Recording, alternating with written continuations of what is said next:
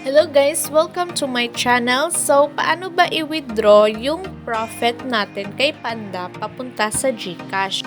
So guys, ito ay step by step na video tutorial.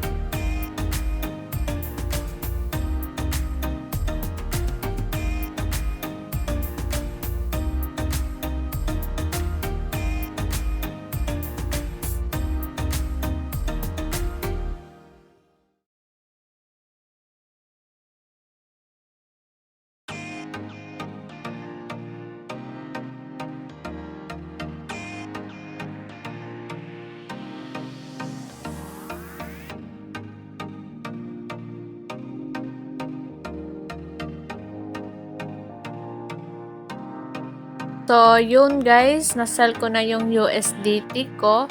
So, wait ko na lang ma-receive yung payment ni buyer sa Gcash ko.